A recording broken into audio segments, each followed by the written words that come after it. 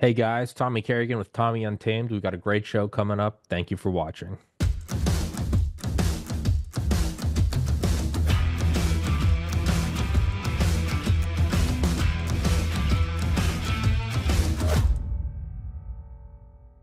What's up, guys? Thank you for watching Tommy Untamed. We're going to take a quick break and give a shout out to the sponsors who support the show and make it possible.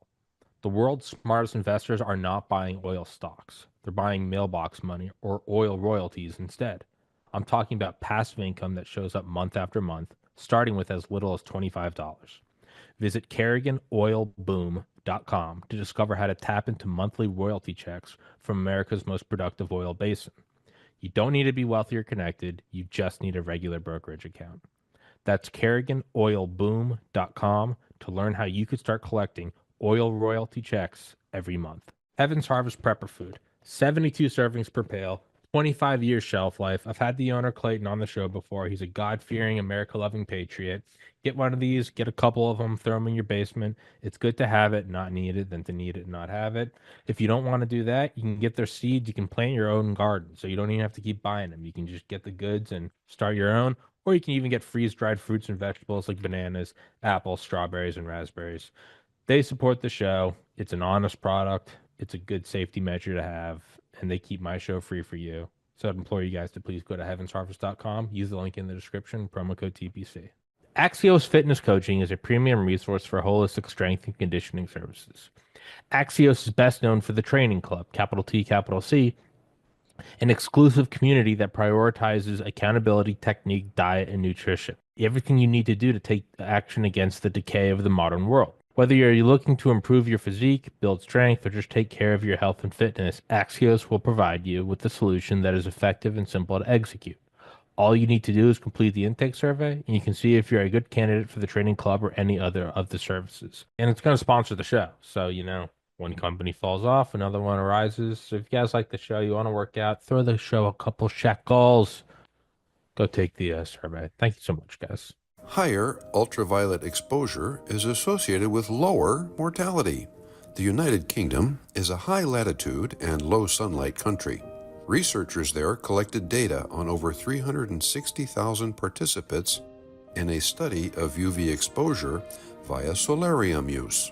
When compared with non-users, solarium users had 15% risk lowered of all-cause mortality, 23% lower risk of cardiovascular mortality, 14% lower risk of cancer mortality, and a 12% lower risk of non-cardiovascular, non-cancer mortality. In other words, all other causes. Quoting the researchers, our study adds to the growing evidence that the benefits of UV exposure outweigh the risks in low sunlight environments. A link to the original publication is available in the box below the video. Get some UV light this winter. Immerse yourself in the tranquility of the blue. Visit a Blue Room soon. www.blueroom.com. Going from memory back to like episode 50 or whatever, I remember talking about kind of like this is just one thing that always sticks in my mind for no reason. That's another thing. All the episodes I've done, random facts stick out. I don't even know if they're important. Those are just how I remember people. But I remember one of the things we talked about was like security for like a Taylor Swift-esque figure, and it was not just physical security thing you'd think about. The security, home stalkers, people surveilling, paparazzi, and then not even just the on the move security that the VIP problems are of paths that you're driving or airports you're using. I always thought this was interesting is you had brought up cybersecurity, but not in the sense of like, do you have a firewall, but rather who's searching for that person, who is maybe, can you map, is there one weird dude who's going to every concert across the entire, and he doesn't have a daughter, and it's just one creepy guy who, what is he doing? Oh, he owns a lot of firearms. Oh, he's on a couple, like he's not allowed to be near schools. Who is this guy? And I always thought that was fascinating. Now, why did that stick out in my mind? I have no fucking idea. That's just one thing I always Well, kind of remember from you. I'll tell you what, it's an interesting thing that stuck out in your mind because for the last 2 years, I've been running or managing a global security operations center where that's exactly what we do. In that operations center, yeah, we look at social media, we look at the threat landscape, across all of our clients, and we do things like watch stalker activity, and we analyze, the information that they're putting out there online to get a kind of an idea of, okay, who are they, what is their intent, what's their mindset, what are the resources they have, based on, do they travel a lot, do they show a lot of pictures of them, with different types of vehicles or weapons in some cases, right, if they're a threat to one of our clients or something like that. And social media is insane, the amount of information that people just put out there all the time, right?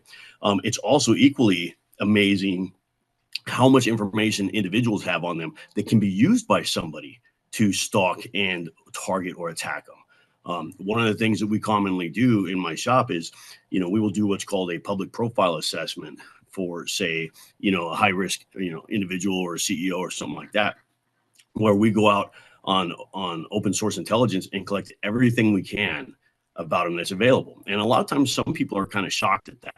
Like, wait a minute, you found my handwritten signature. You found how many properties I own and where. You found the blueprints to my house. You found what social media accounts for my kids. That kind of thing. And it's just so much of it's available out there that it's almost impossible to kind of keep track of all of it. You know what I mean? Yeah, and it's obviously it also comes down to the demand. Well, where there's a will, there's a way. It's it's not. I don't think it's like a good mindset to have. Like, I have nothing to hide, but it's also not totally irrational. Like, yeah, I'm sure there's like a Target receipt for a fucking Sharpie I bought somewhere, and it's like, yeah, that is out there. I'm less concerned with it, but I know just from myself, and that's kind of been one of the, I guess, the benefits of really building this podcast up from the bottom by myself is, one, it's the entire like pull yourself up by your bootstraps idea of like, I started this company in the mailroom, and like, so I have a huge appreciation for everything, even just the Yeah. fact that I can now go. I think one of the early episodes I did with you, I Yeah. was drinking like 10 monsters and I was pissing every like 15 minutes, and I kept just pausing the recording, and I remember afterwards I had like 80 different clips I had to stitch together. Something just little now where I just have somebody that can just, when you were like, hey, my internet's freezing, I'm like, don't worry, I have an editor. Even just so, one, it's given me an appreciation for that. But another thing has been, and this is something that still is entirely on my shoulders, and I kind of actually still enjoy it, is finding big guests, finding people, and maybe not even big in terms of like they're objectively big, but rather like an author that Mhm. I love their book and I would just love to have them on.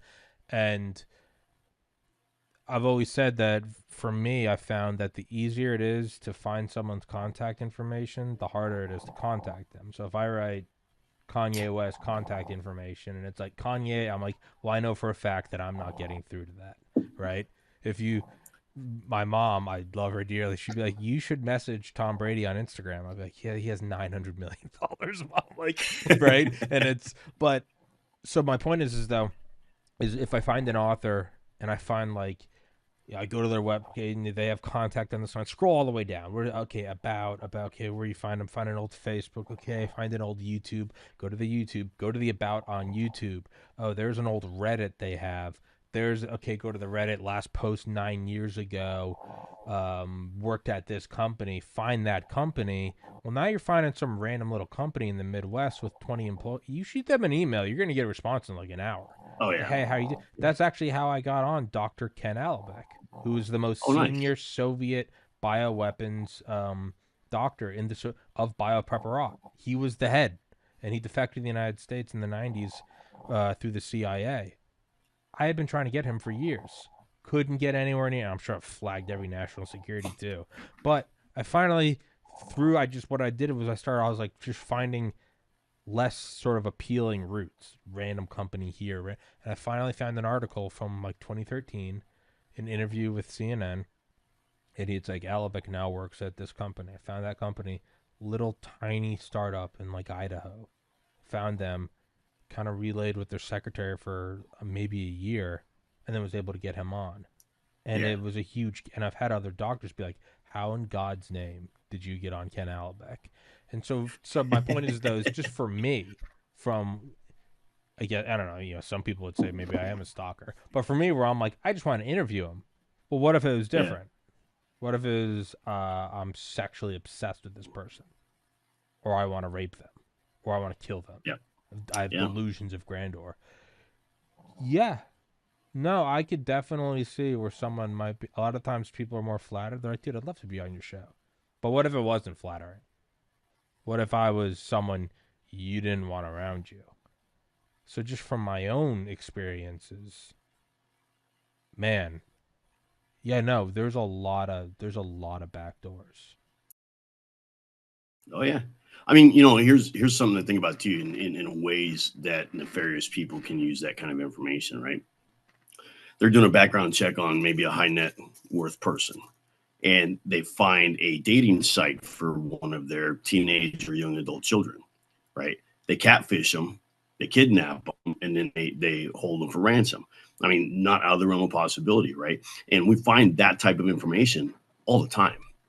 It's not just on, the CEO of the company, it's their family members as well. And oftentimes, even if a CEO has a really good operational, security plan, all that kind of stuff, they're keeping their digital footprint kind of small, all that stuff. There's going to be leakage through a family member somewhere. And so when we start mapping out these public profile assessments, we try to expose all of that for them so that they can, work with their family members to tighten that up. But I mean, little things that people don't commonly think are dangerous. For instance, somebody's a member of a mountain biking club, and every week, they go on rides, they GPS track it, they post it up on a group site, so everybody can see who's doing the most rides or covered the most miles or rode the most crazy, hills or mountains or whatever. And then the site's not locked down. And so, somebody looking at that can go, I'm targeting every Saturday. The first Saturday of every month at this location, and they're riding this trail between this time. Now I can pick and choose my point of attack, right? Just by that public information that's out there. So it's scary. It's scary the amount of information that's out there.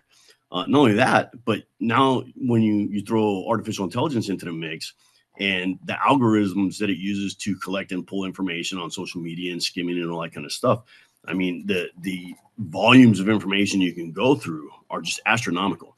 We have one system at work that monitors threat feeds globally, right?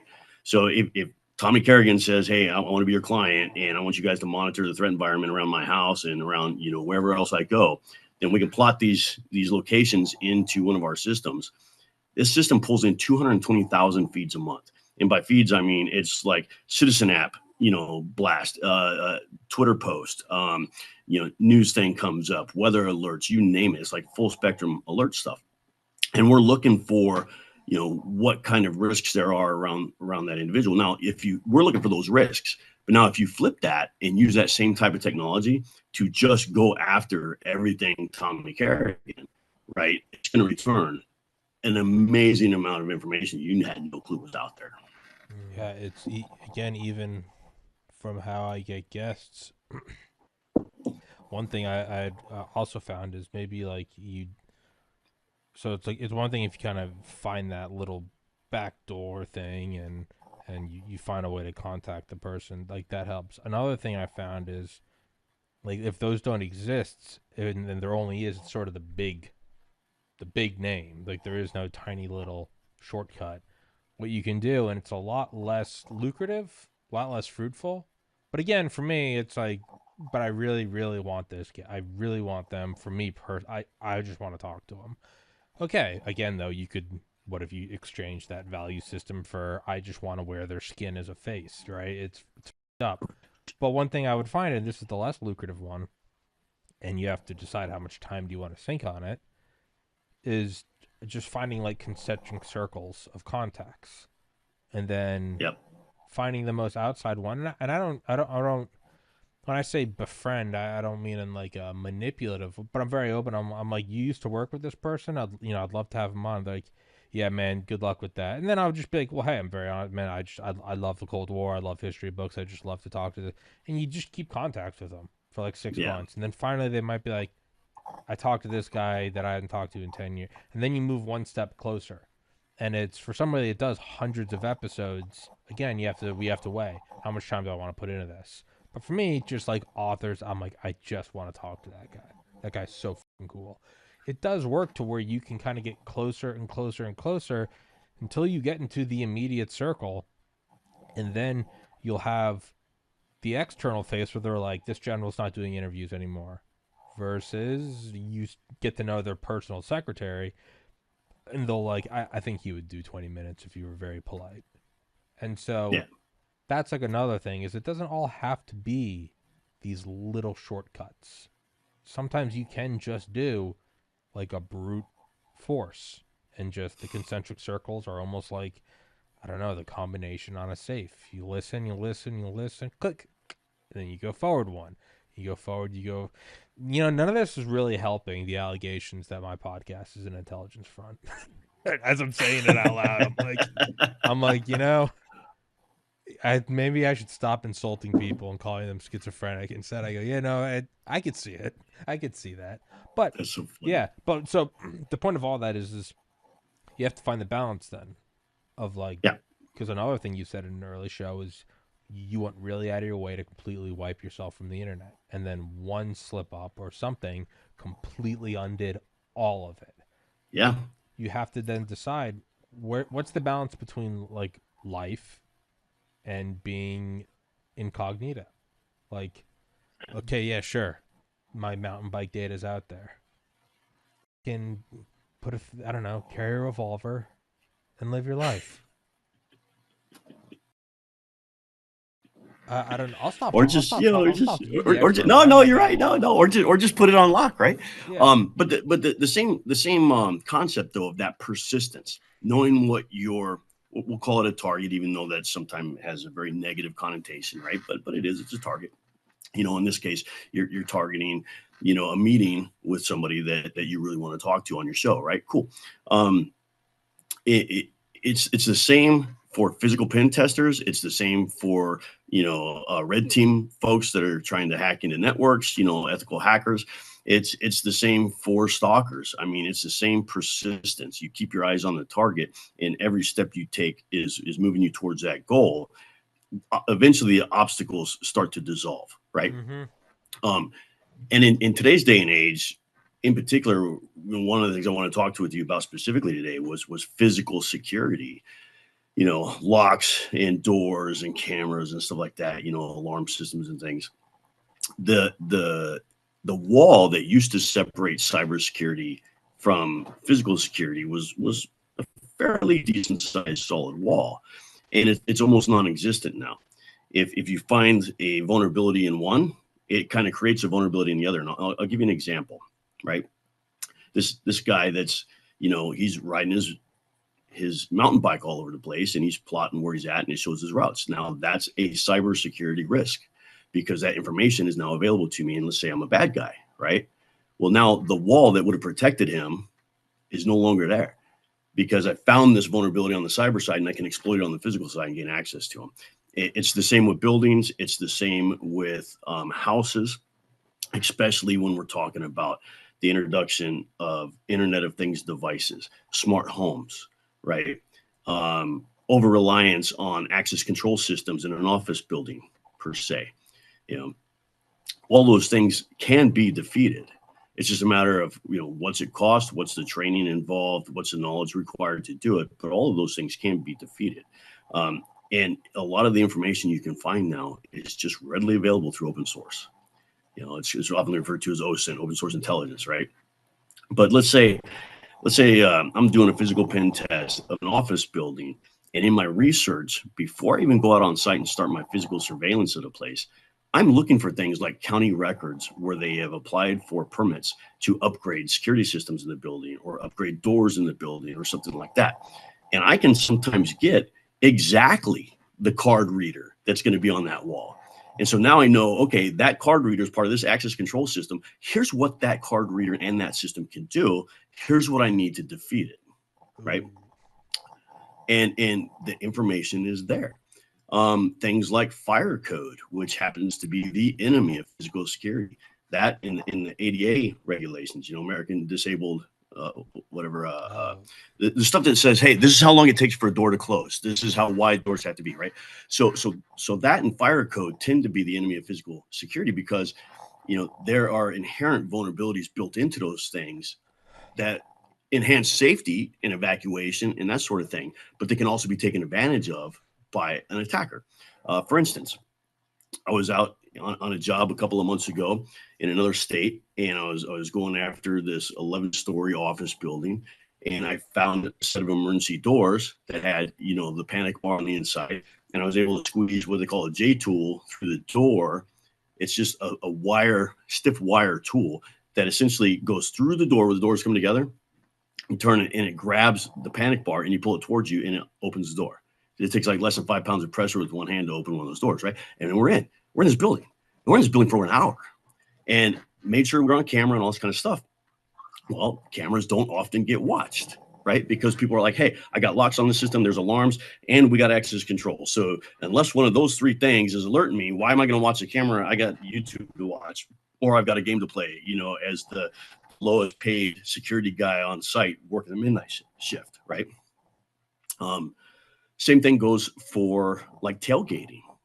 If somebody can find a company's ID badge, an employee ID badge on their social media and make a copy of it, and then gain access to their building and hang out in the common area, and get seen regularly, then people start to assume, hey, well, you're behind secure doors, you're in the building, you look like us, you have the same badge, maybe I'm even going to talk to you, and you have a backstory, hey, I'm from this other branch of the company, I'm just here temporarily to do whatever, right? And the next thing you know, you're tailgating people through a secure door into their workspace and you're walking around them, right? So for us, what we try to do when we go out and we do these physical pen tests is we're trying to gain access through social engineering, through manipulation of digital security systems, or using mechanical bypass methods to get through doors and locks and things like that. Oftentimes the goal is, can we get to an IDF or a data center, right? Because people are concerned about proprietary information. But people also have to be concerned about that physical hostile threat, right? Luigi, when he assassinated the CEO a few months ago, I mean, he proved that is a valid threat, and it garnered a lot of attention, and it's very, very unfortunate. There's a lot of controversy around that, and there's people that are cheering for him and against the pharmaceutical companies and the insurance companies and stuff. And at the end of the day, though, I don't agree with that. I think it was a tragic thing, but it proves that by collecting open source information and doing some research, right, you can target somebody pretty easily and get to them at a point in time where they just don't think anything's a threat. And if you can get into somebody's work center, they're certainly not going to think you're a threat if they think that you belong there. Yeah. You know what I mean? So those are the things that we're working through as part of what we do as our company is we will go out and we will do these physical pen tests to try and find those vulnerabilities and identify spots where people maybe are over-reliant on physical security systems, alarms, locks, that kind of thing.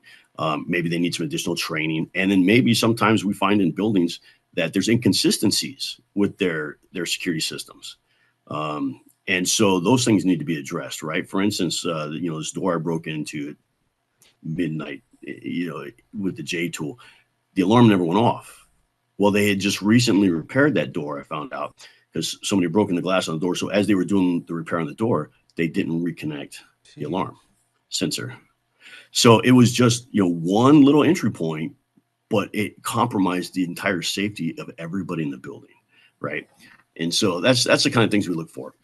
On the digital side of things, when we're doing those assessments on people to find what information is available on them. I'm just grabbing a blanket. Yeah. To find out what kind of information is available on them. We are looking for those little things, those little nuggets of information that can be completely exploited and used to do them harm, to compromise them in some way, to give somebody leverage on proprietary information or corporate espionage, or you name it. All those things are there. And so really the physical security and the cybersecurity piece, there's not much separating the two anymore. There really isn't. Especially when you get into things like high-tech devices that you can buy just off the shelf, right? You probably heard of a Flipper Zero. It's a little tiny device that looks like a toy, right? But this toy, it can copy RFID credentials off an RFID badge and play it back, right? And so it's one of those things like, it's a James Bond type thing. Like you could literally grab somebody's RFID credentials off their badge, and depending upon the technology there, you can walk up to the card reader in that building and just use the Flipper Zero to play it back and go through the turnstiles, go through the elevators, go through whatever. And it's not even like it's a piece of technology that's so advanced that its own advancement is a drawback, in that it's like only nation states can afford this. So if you find evidence of this, it's like, well, that was China. It's something that you can just fucking buy, right? It's not. Oh yeah, it's a couple $100. It's not a stealth bomber where it's like, if you get caught with that, you're fucked. It's like, no, it's just a commercial flight. Yeah, it's that, and one of my favorite games is Watch Dogs 2, and it's like 10 years old now. But it's basically, the entire thing is like, it's like a Grand Theft Auto, and like you can get guns, but like that's not the real engagement of the game. Is like you're like you have like a drone, just quick little like 60-second battery, go fly around. You have a ground drone like an RC car. And then you have a phone that can do some like limited things. And it's like copy RFID, normal camera just to zoom in. Like that's your binoculars. And it's like, with these couple of tools, what can you do? And now granted, I understand it's a game and it's made to seem like you can do everything. I get that. But it's one of the most fun games in that you take down you go against gangs and bikers. You also go against like federal agencies and corporations. And the entire thing is like, what can you do with like no footprint? And the entire thing's like, just like jumping from security camera to camera, trying to look at people. And then it's also like, don't get them when they're in their home that has private security. Every morning he goes and gets coffee. Get him there, and it's just that's like an attacker's or a pen tester's like training simulator is what it sounds like. Early on in the pod, when I would have a guest coming on, like an author, I would listen to the book and just do that because it kept my brain like engaged. It was just little shit, even just like setting off the alarm next to someone as the door's opening, and like, why the van's car alarm's beeping, you just walk in the other door. But stuff, yeah, that's like the social engineering piece of it, right? So again, technology and physical security, that wall's gone. And that's the alarm thing is a prime example of that. People don't trust technology when it begins to fail. And then once they stop trusting it, they just assume it's broke and they ignore it. So if I'm trying to get into a building and I start setting the alarm off on it every night for 2-3 nights in a row, that night shift person is finally going to assume the alarms are broke and they're going to quit responding. Yeah. And once they quit responding, I go in and be in the building all night if I want. Yeah. And nobody's going to know because they're not going to be looking at it, right? So things like deauthenticators, old deauthenticators to do things like, shut off Ring cameras or whatever. It's literally just stops it from talking with a Wi-Fi router. And so now that's blind. That's a blind spot. And somebody can work on that door all day long until they get through it, whether they got to pick the lock or use a bypass tool or whatever. They're just not being seen, right? And then alarm systems themselves, we find quite often, especially in people's homes, is they don't arm the alarm. They have an alarm system. They got a camera system. They don't activate the alarm when they leave, right? So, or they'll have an alarm on, big piece of property, big estate. It'll be the same alarm code that they have for their main residence that they might have, say, in the office in the barn, right? But they have people that work for them that come out and do work, say, in the barn. So what they do is they maybe leave the PIN number laying around to deactivate the alarm system in the barn, which I've found on a couple of occasions. Doing assessments and stuff. I've actually found that stuff laying around. It's like, oh, here's the PIN number for the alarm system. Cool. Turn the alarm system off and you're in. How'd you get in the house? Well, we turned the alarm off. Well, how'd you turn the alarm off? Because you left the alarm PIN code in the barn so that your employees working with your horses wouldn't know how to shut it off. That kind of thing. It's those little types of things where you're leapfrogging the attack, kind of like you said, when you're trying to get that author and you got to go through alternative means to get somebody who knows them to start that conversation. It's not always a direct, hey, we're going to go through the front door. We're going to get on this elevator. We're going to get off on the 10th floor. We're going to walk down to this IDF room. We're going to open the IDF room and we're in. No, it's not like that. It's like, hey, we're going to go park in the parking garage. We're going to go up some stairs. Then we're going to go into the building. Then we're going to cross the building, go to another stairwell, go up, cross the building again. Then we're going to tailgate somebody into their security area, and then maybe we're going to wait in the bathroom in there until everybody leaves for the night. And then we're going to come out and then mess with the lock on the IDF room or the data center and do what we got to do and then bounce. You know what I mean? There's no direct route for it. I would say the whole brute force, that's almost the worst thing. There's just so many. But when you can start to find those back, to me, I almost prefer that. If I find them, yeah. The brute force thing is effective though. In most buildings, office buildings that say have access control system, the elevators are controlled by that as well. Your card tells the elevator what floors you're allowed to go to. But sometimes, we've come across this in the past, where you'll have the call buttons on the ground floor that aren't just up or down, it's floors, right? So the badge reader says, hey, give me your badge and then put the floor in and I'll tell you if you can get on the elevator or not. Sometimes you just sit there and push the buttons. There might be a floor that doesn't care if you got a badge or not. And we found that on one of our pen tests. So that's considered a brute force attack, right?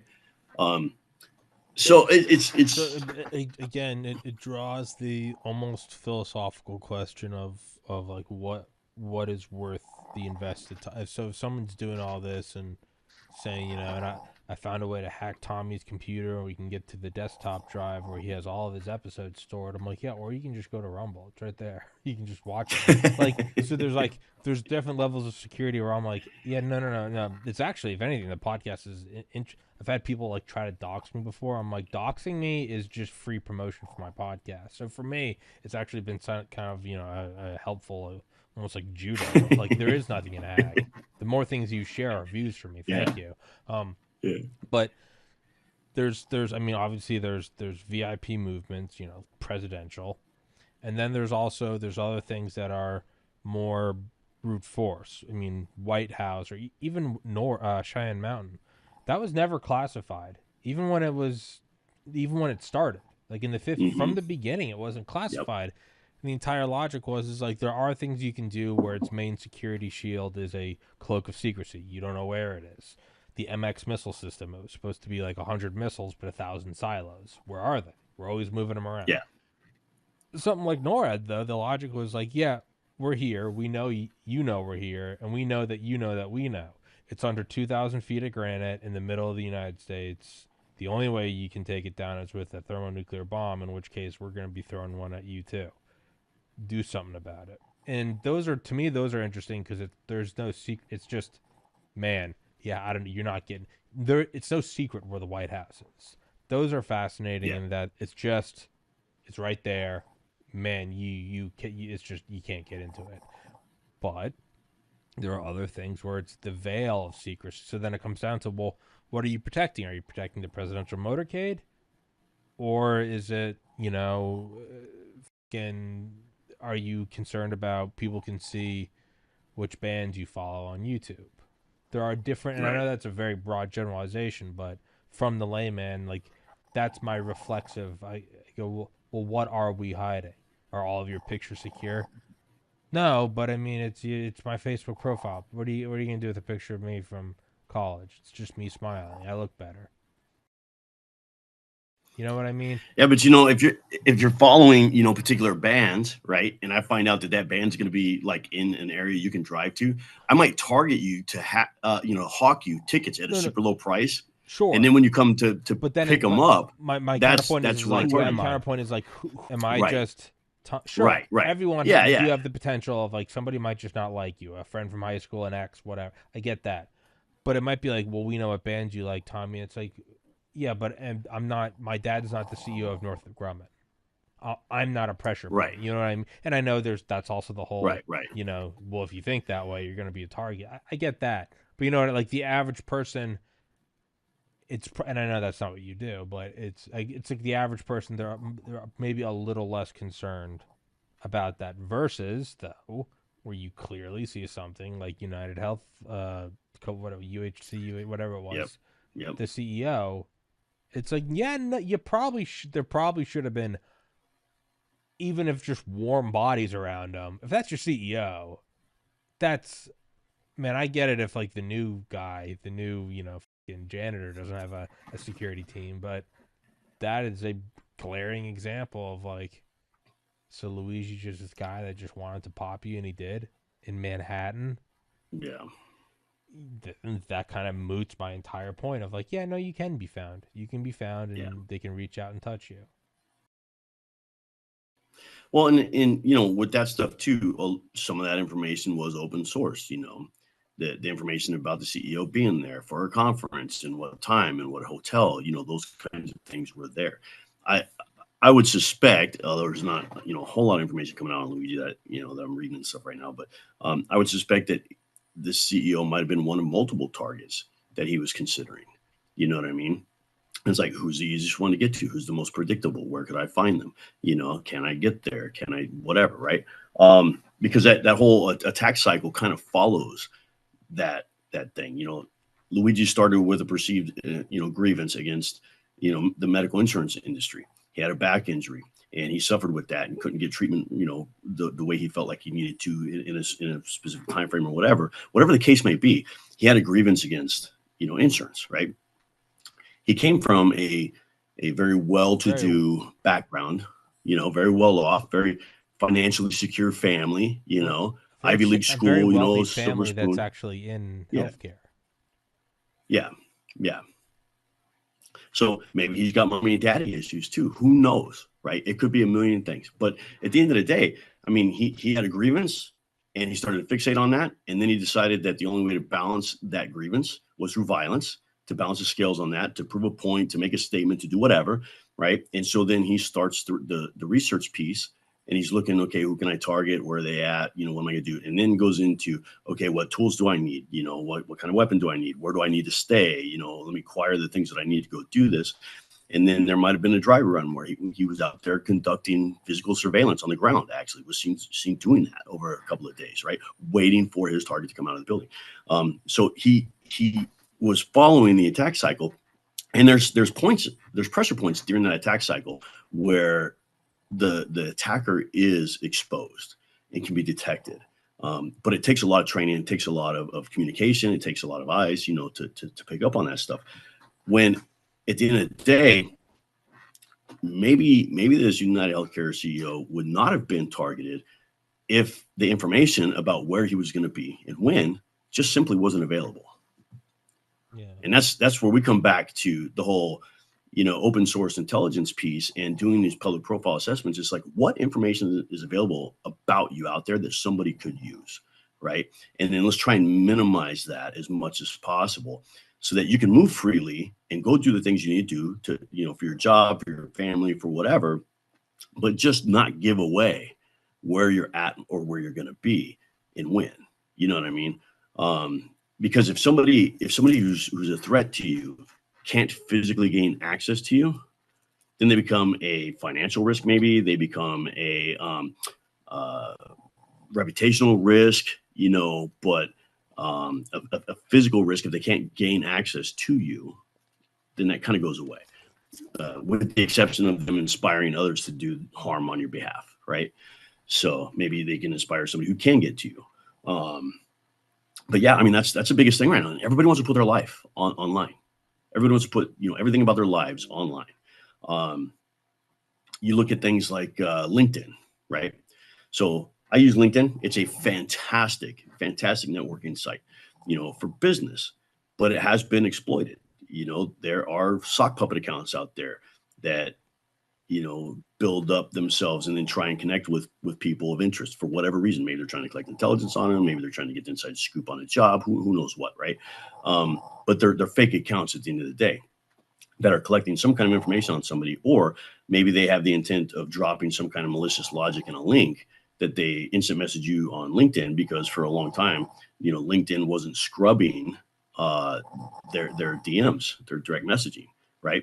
So instead of going through Facebook Instant Messenger or sending you an email where maybe you're reluctant to click on a link, I befriend you on LinkedIn. We connect. We talk business. We do all this stuff. Hey, can you look at this research paper, Tommy, that I'm writing? I'd like you to weigh in on it. Here's the link, right?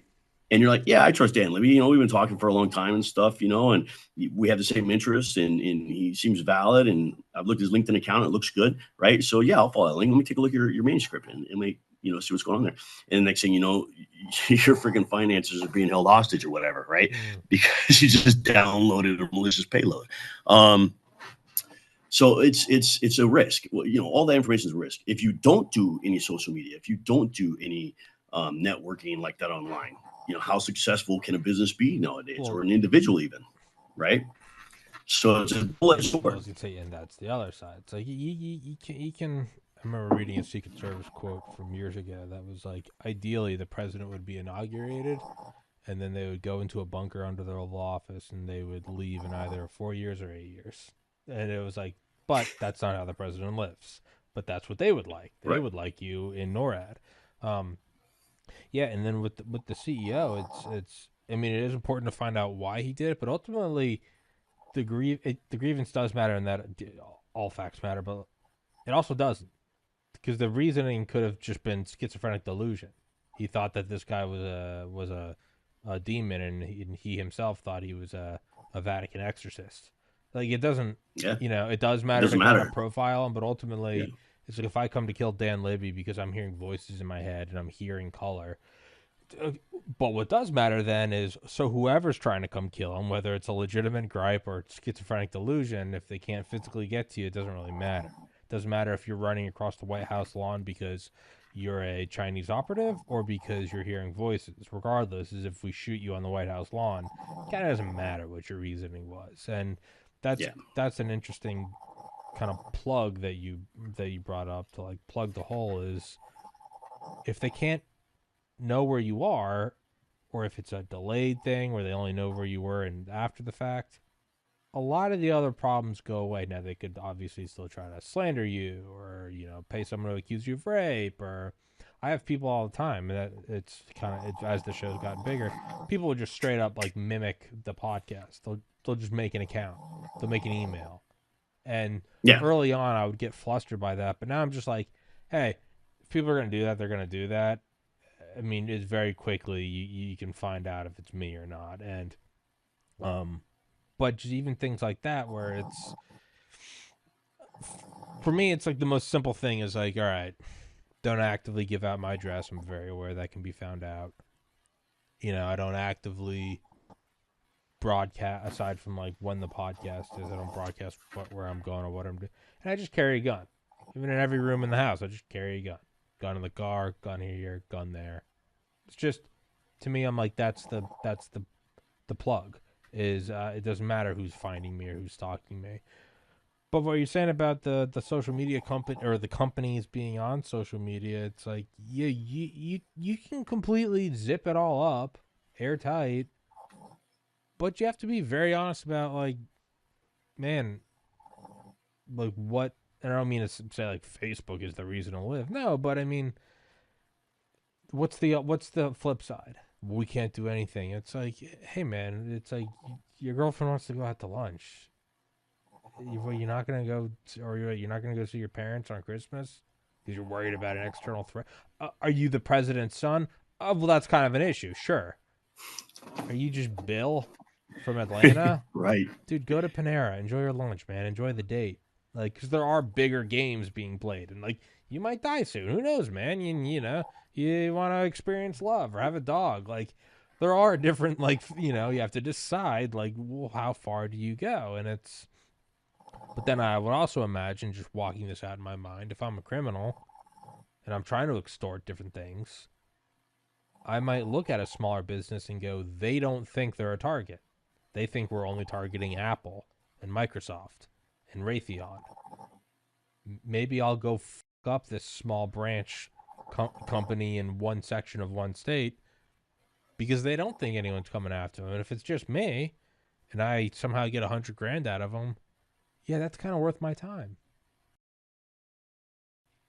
Well, too, on like, say, the corporate espionage side, right? There's a couple of key areas that security professionals really need to keep a close eye on.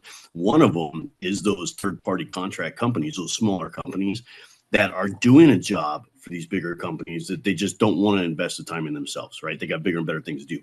So they hire out a smaller company to then manage a part of their business, a small part. Oftentimes that requires them to have access to that big company's systems, logins, credentials, all that kind of stuff, email accounts, you name it, right? So if, let's say, the big company is hard to hack, from a hacker's perspective, maybe it's easier to go through one of these smaller companies that's a contractor with them that I know has email accounts with them, right? Maybe I can compromise their credentials and get on the big company's system and then start exploiting it from the inside out from that route. Alternatively, when a lot of these big companies start doing mass layoffs, that stuff's always advertised. It's always in the papers. Yeah. They gotta tell their stockholders, all this kind of stuff. So if you're laying off, 20, 30% of your workforce somewhere that has, proprietary information that's worth billions of dollars, you want to kind of keep a close eye on who you're letting go and what they're doing on the way out the door. Who's If disgruntled? I'm a competitor, I'm gonna start reaching out to all these folks, and I'm gonna be offering them money for information, right? Like, hey, I'll give you a $30,000-$40,000 sign-on bonus if you can bring this stuff with you, to the table, when I pull you onto my company, right? So I'm gonna snipe them like that. Alternatively, you may have that one guy who's just been kind of had a chip on his shoulder the whole time, right? And now he knows he's getting fired, and that's enough to put him on a path to violence. And he knows how to get in and out of everywhere, right? He's been in other buildings for years. He knows all the people, so he knows exactly where he's going to go in and start shooting if that's what he decides to do, right? And so those things quite often get overlooked as well. It's like, no, we got to protect our bottom line. So we got to make these cutbacks. We're going to save money on salaries because that's one of the biggest expenses, right?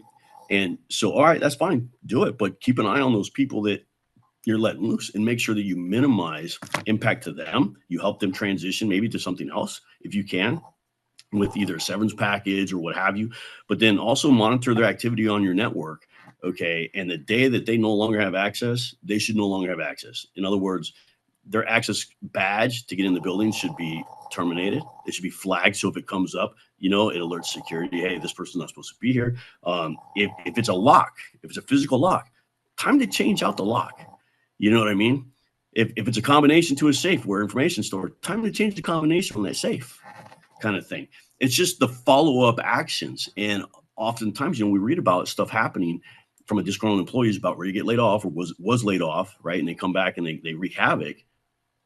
And nobody looked at them on the way out the door because that wasn't the focus at the time. The focus was, hey, we gotta save money, so let's cut these people and let's move off the X, right? All of those things become vulnerabilities. All of them do. That's also the people who quite often will display their company's access badge on their social media. I used to work for these guys. These guys laid me off. Blah blah blah. Like here's a picture of my badge, and I'm out. In my life, it might not even be an intentional security Correct. leak. They're just been that, man. Correct. And there's been times where I've seen that, right? And in the badge, maybe they printed the picture on the back of the badge instead of the front. And some of these RFID cards will have a serialized number on the back that can give me an indication on what type of card it is. Well, you talk about brute force attacks, right? If I can kind of figure out, a couple hundred numbers on either side of that and program them into that flipper zero, I can brute force attack an access control reader and see if I can get in. And we've had some success with that type of thing in the past, So it's man, if there's a vulnerability in cyber, there's a vulnerability in the physical side every time. It makes me think of like false defectors. Man, if I'm Apple or something, or Microsoft or Nvidia or whatever, I might let go, hire, not something obvious like a CEO, but top 5% of the brain power there, and see who picks them up. And if they go, hey, we'll bring you on. You bring what you had from Cupertino and Apple, and we'll make sure you got a cushy job here. I might do that if I'm Apple to see what NVIDIA's doing. In reality, It's a double agent. Yeah. I mean, but then obviously you're getting into like much higher stakes games. But I mean, when you're $1 trillion company, That's probably not a bad waste of money. Let go a guy for what's 100 grand of an operation. Yeah, go for it. If we find out what another $4 trillion company is doing,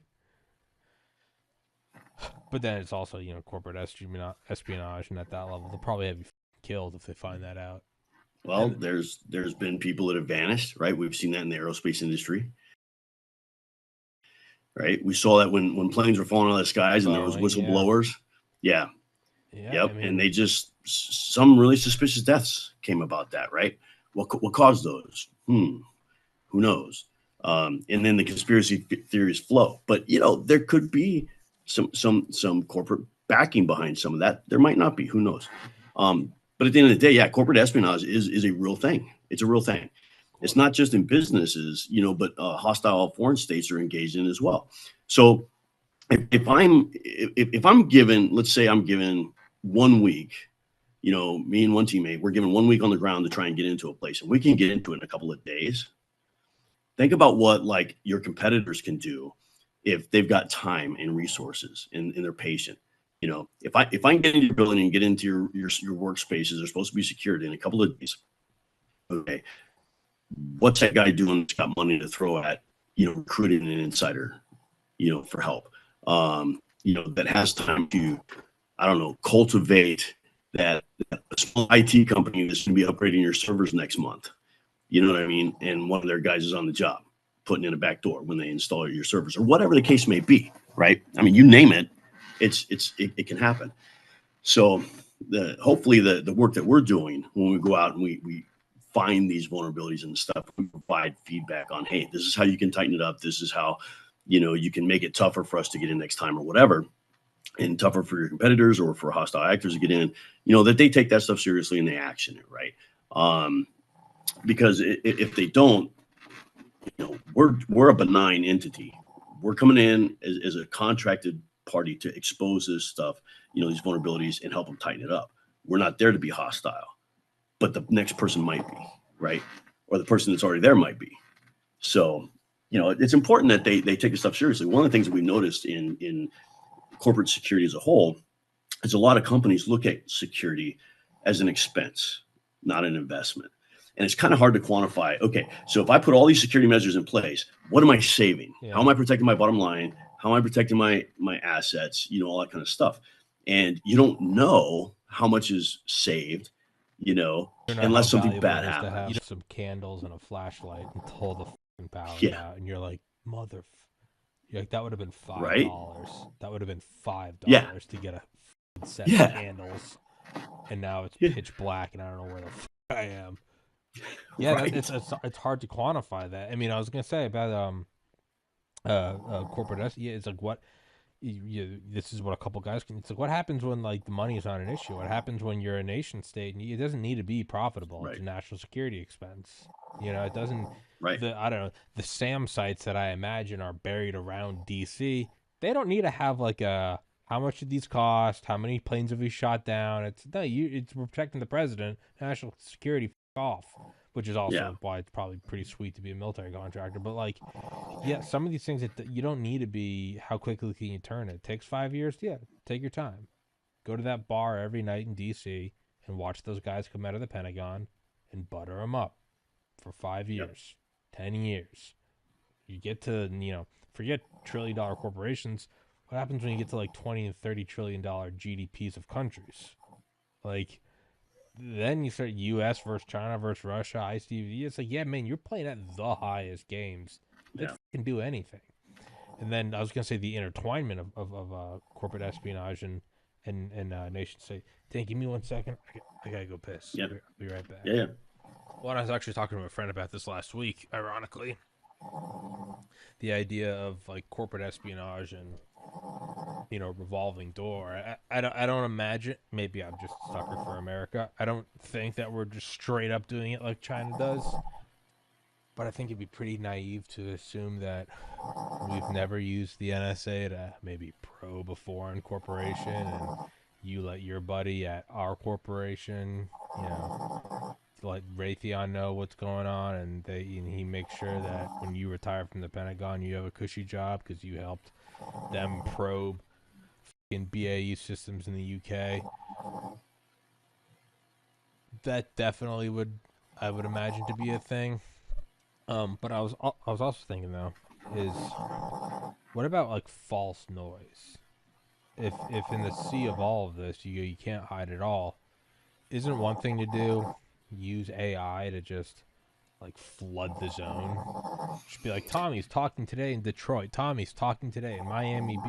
Anyone that's following be like, wait, what the f? And be like, yeah, man, I just got back from Italy. It was great. And tomorrow I'm talking about how I just got back from, I don't know, Brazil. And then I'm also like, yeah, I just got back from Moscow. So you don't even in hindsight, you're like, I don't even know where. Is that like a thing? Oh yeah. Misinformation is a thing, and we actually encourage people to use it to their advantage, right?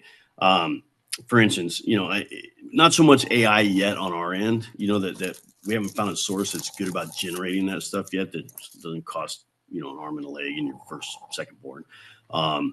But things like, hey, okay, you're going to go on vacation. Let's say you're going on vacation to Africa. Cool. Don't post any pictures on social media till you get back. You know what I mean? Set up some social media alerts that will automatically update, your Facebook with your normal activity, right? So while you're gone, it doesn't look like you're gone.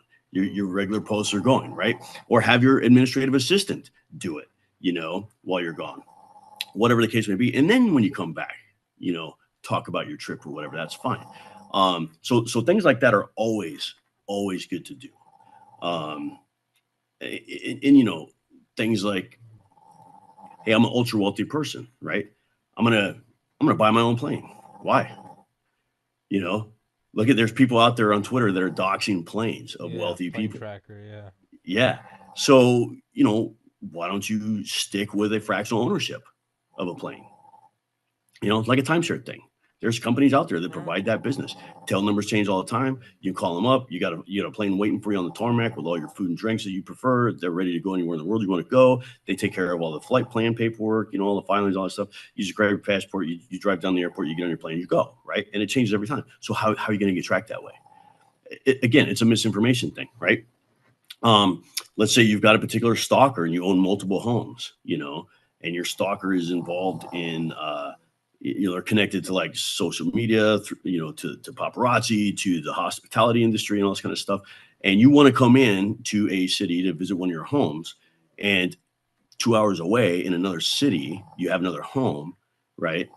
Why not have a whole bunch of sock puppet accounts and stuff and start feeding that stalker real information about where you're at and going, so you become a trusted agent, right?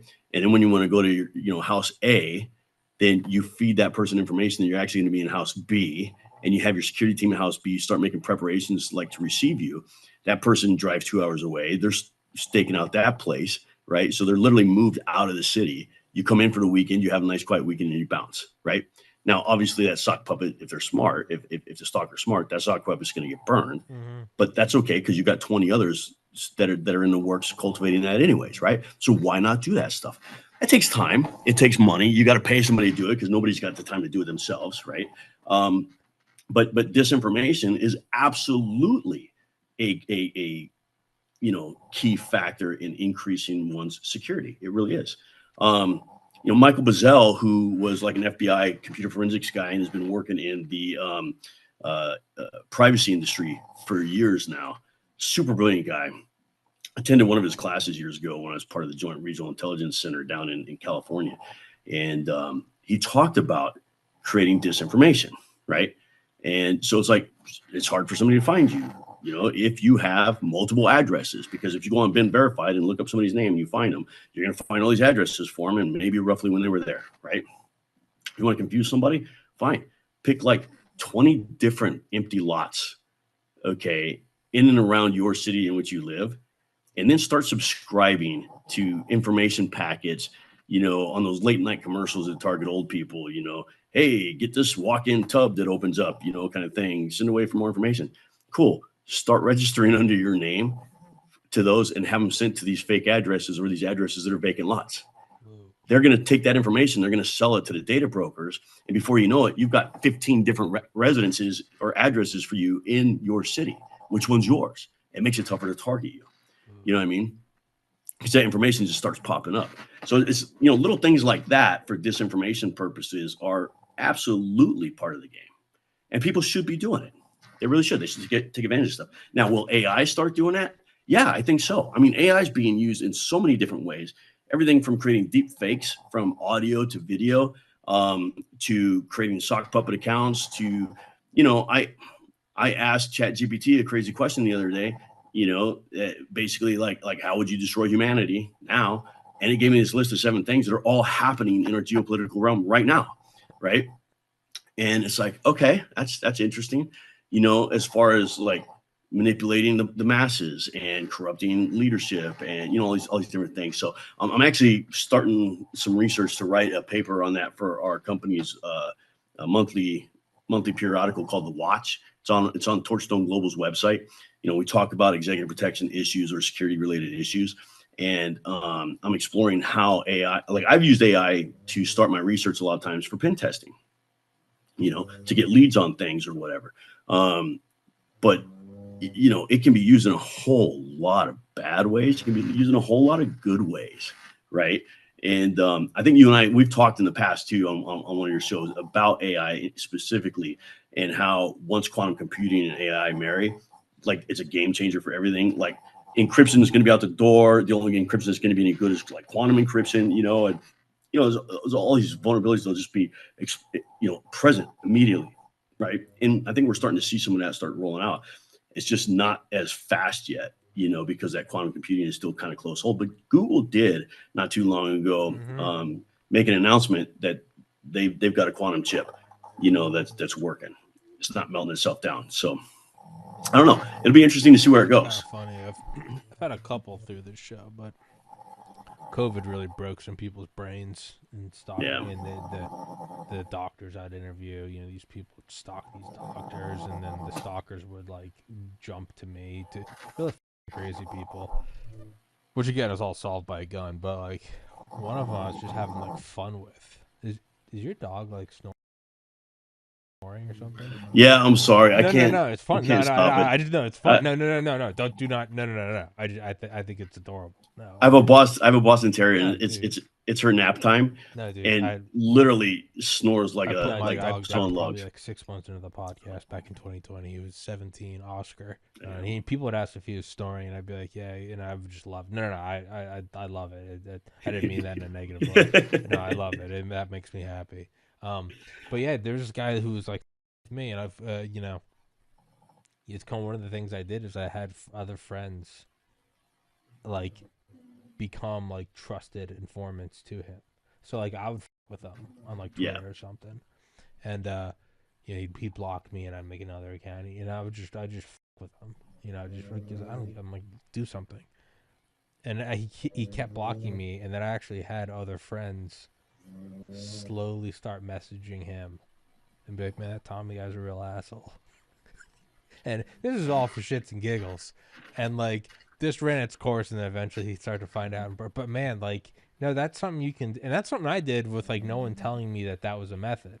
Like we just thought, I was like, well, why don't you guys start telling them about like different guests I'm having on or stuff, and like we'd start feed them and be like, man, Tommy's really deep into the QAnon rabbit hole. And it was interesting seeing like the methods of flushing out the information, because then random accounts that would like comment on my shows would make these comments about like QAnon, and I would just be like, "That's him," and it was just like you could just see it, and of course it yeah, all gets burned when he finds out. But like even that was with $0 down. yeah, That was with just a couple of friends, like, "Hey, you want to do this for no other reason than it might be fun," but just flushing it out and seeing where it would come out, or emails that are mimicking my show. Have people contact them, be like, dude, I'd love to be on Tommy, knowing full well that they were probing. It is kind of a game of cat and mouse. And again, even that was all just for free. It's like, well, what can you do with actual, that was done for free by people with no experience in this? yeah, yeah, What can you do with money with people with experience? yeah. People with training experience. Yeah, It can get intricate as, and then it's, so kind of everything we're talking about, the going back and forth, and the one balance was like, well, what is a life worth living? Are you spending all day every day making sure no one can see you, but you're a librarian in some small town in New Hampshire? It's like, dude, just go live your life. there's also the cat and mouse of how do the like 0 day exploits, right? Now I understand that happens at like the highest levels of like hacking and nation state intelligence probing. Once we use this, they're gonna know we have it. People on the lower levels of hacking aren't really concerned about that. They're like, yeah, I don't give a shit about if it's a 0 day exploit or not. But these methods and these softwares, and I would imagine like these companies, it's got to be a nonstop cat and mouse game. Is there Oh yeah. is that just sort of like the meta of mankind? It's like, yeah, you get a rock, I get a shield, and it's been going since then. Like, is Yeah. that a theme you say? I mean, to put it in the most simplistic terms, yes. You know, you throw a rock at me, and now I'm going to have a shield, right? I mean, that's It's the story of mankind. or I'm going to be so far away from you that you can't hit me when you throw the rock, It's but I can hit you with an literally a arrow that I history of fling with a bow, mankind. Yeah, right? yeah. Yeah. It's a whole spy versus spy, cat and mouse thing, right? But it's interesting, you know, the 0 day thing I find is fascinating because it's like as soon as the software comes out, if there's vulnerabilities immediately found in it, they'll be exploited before they have time to patch them up, right? That's basically the essence of the 0 day And attack, they go for right? big money. Oh yeah, yeah. But then there's also attacks that fall into the realm of like living off the land, right? Which is essentially this: using software that's inherent in those operating systems as a means of attack. So it looks like it's a normal operating function of that computer, of that network, of whatever, right? So you know, there's shell functions and there's Microsoft functions on servers and all that kind of stuff that can be used to manipulate, you know, networks and hack networks and stuff, but it's a software that's actually on the system already, so it doesn't get flagged necessarily as a malicious attack right away.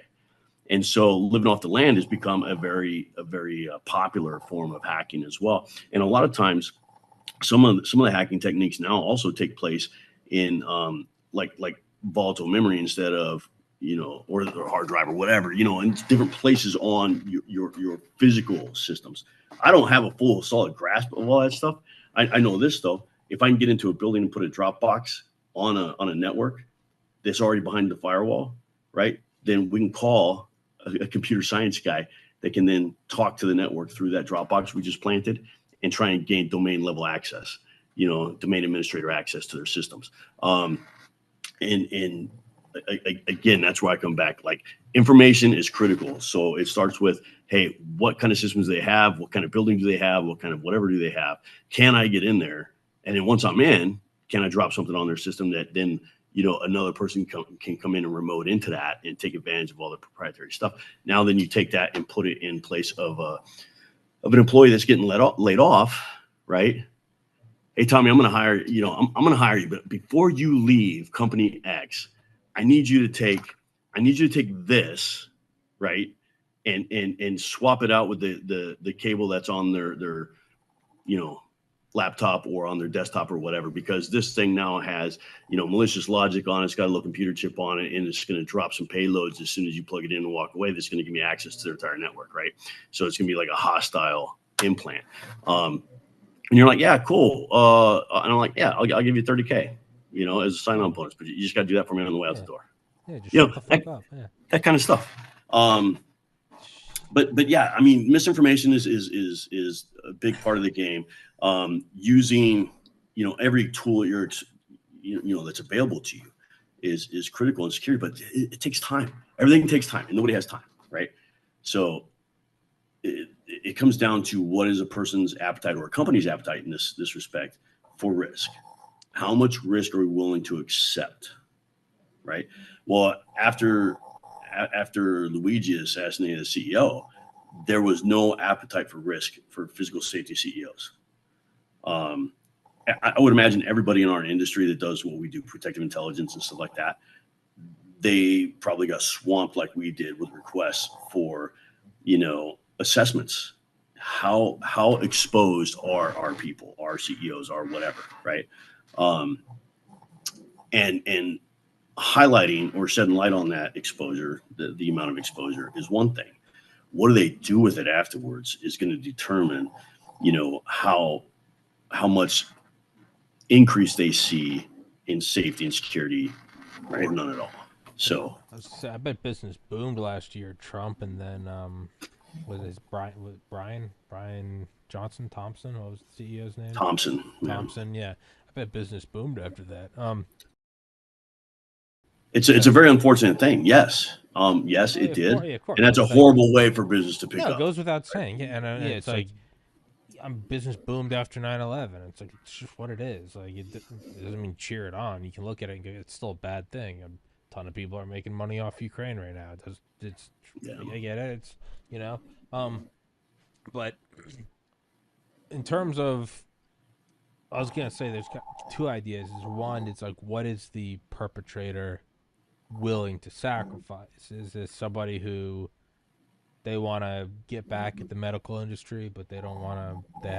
They like their life, or is it someone like Luigi that's like he tried to get away, but I'm sure he was 100% okay with getting caught. That's a different level of like I don't like jihad almost, where it's like yeah, I don't give a shit if you shoot me. I have a suicide vest on. Like that's okay. Now you're dealing with that versus somebody that has self-preservation. It's different threats. I don't really know how you plan against that. I imagine you just assume the worst. Well, unfortunately, with mass casualty shooters or whatever, right? Assailants like this, quite often, once they get to that attack phase and they're ready to carry it out, There, yeah, they've pretty much made up their mind that they're either going to get captured or killed in most cases, and a lot of times they off themselves too. yeah. Or they do suicide by cop or whatever. In his case, I mean, he was caught in a McDonald's, still with the equipment on him, like the fake IDs and the gun and all that kind of stuff. It's like, dude, clearly this guy didn't think the after piece. What am I going to do after the event?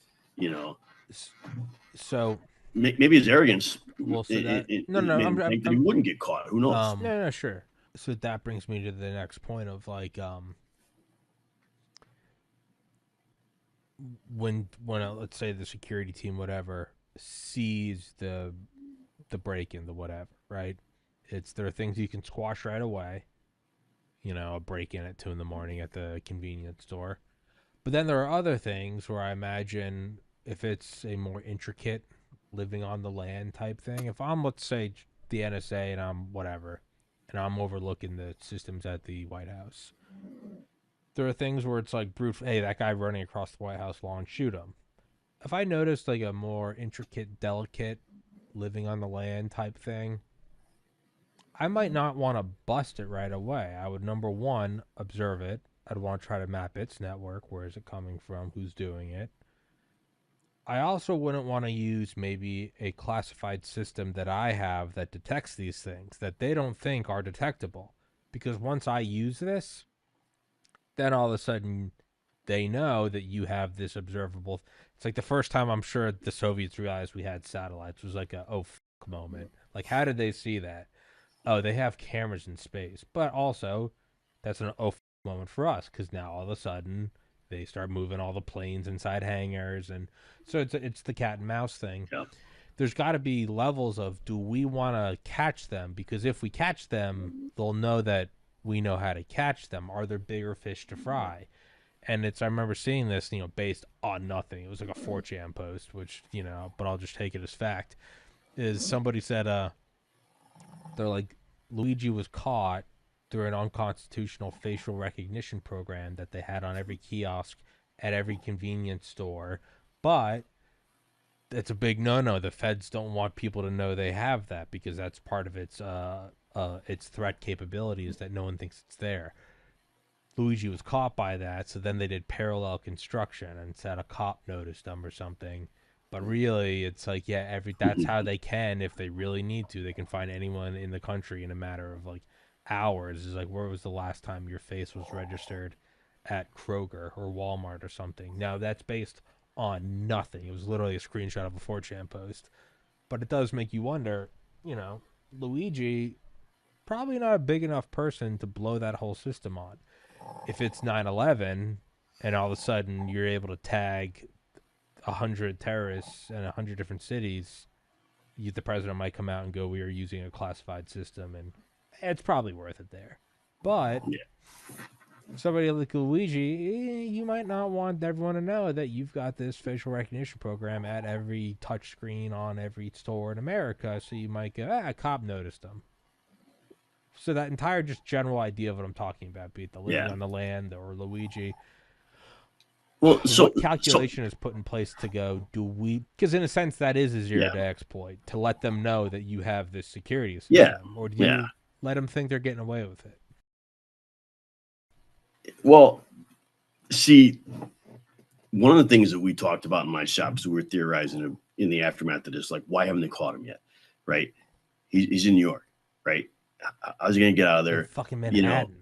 yeah. I mean, there's plenty of surveillance around, right? Why haven't they released his name? That was the big question. Why didn't they actually release his name? Oh, yeah. And we all figured, after throwing out every kind of possibility we could think of, this competing hypothesis game that we always play, because we don't, in the intel world, we don't ever want to draw conclusions and try and find evidence to support that. So we have confirmation bias. Yeah, that's We want to explore everything to see where the evidence goes, right? But basically, we kind of came to a consensus after looking at everything. Like, they don't want to release his name because they want him to get comfortable so he'll settle down so they can grab him. You know what I mean? And it wasn't, but a few days later, they caught him in McDonald's.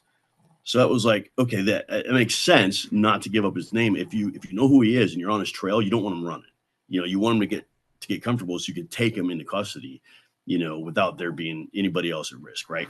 So I think looking at that, it was kind of interesting. But the facial recognition thing it's interesting because there are software applications that you can pay for, right, that give you access to amazing amounts of data just from somebody's picture.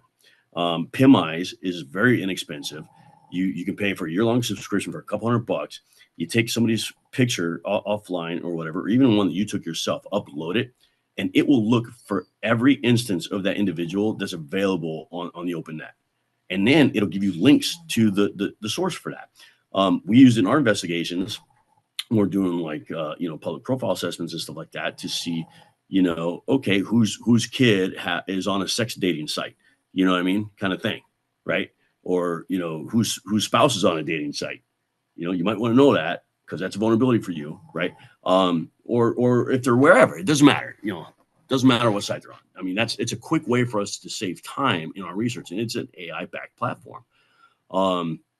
But there's also applications, tools, and stuff out there that you can buy off the open market that they're not restricted, by LEOSA credentials or anything like that. That can digitally fingerprint devices. Okay, there's a company in Northern California called Lock Technologies, LOCH. And I don't get paid to give them a plug. I'm going to give them a plug anyways, though, because these guys have some amazing hardware, right?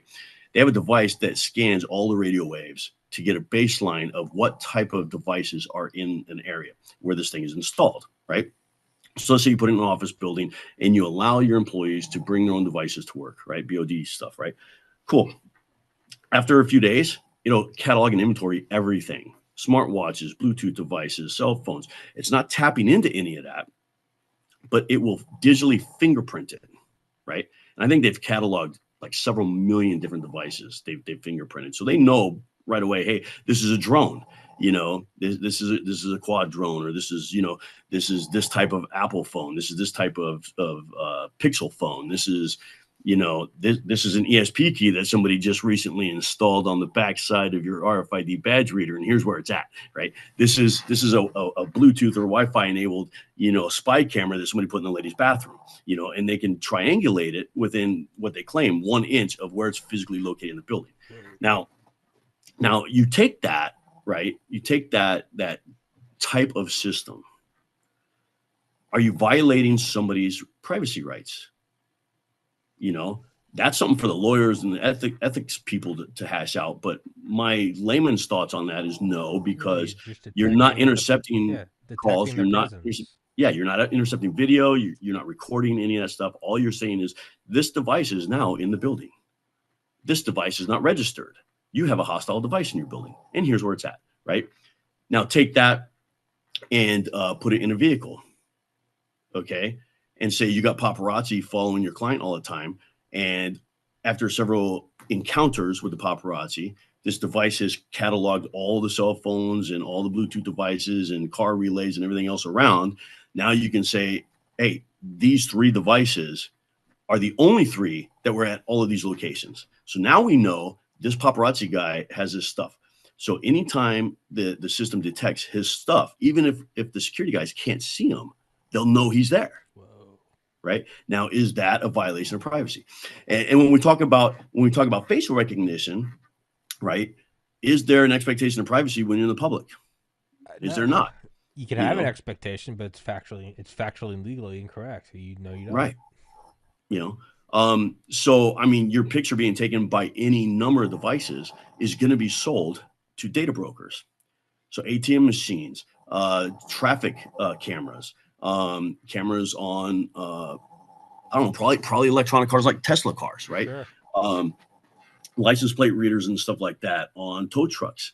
All those things are sold to data brokers like LexisNexis, and the information is readily available. It is. So is there an expectation of privacy or not? I tend to not think that there is.